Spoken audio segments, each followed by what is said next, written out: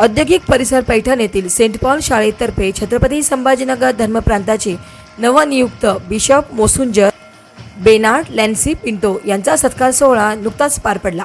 या प्रसंगी शाळेचे संस्थापक संचालक रेव डॉक्टर व्हॅलेरियन फर्नांडिस यांच्या हस्ते शॉल व पुष्पहार घालून त्यांचे स्वागत करण्यात आले व फादर फर्नांडिस यांनी त्यांच्या पुढील कार्यासाठी शुभेच्छा दिल्या।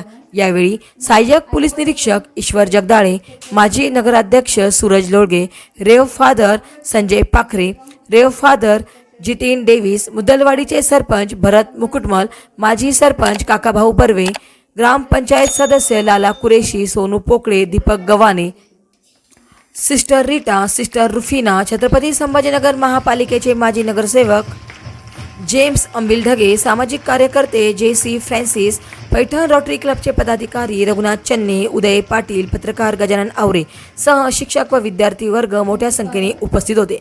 कार्यक्रमाचे सूत्रसंचालन व आभार प्रदर्शन शीला मनवर यांनी केले।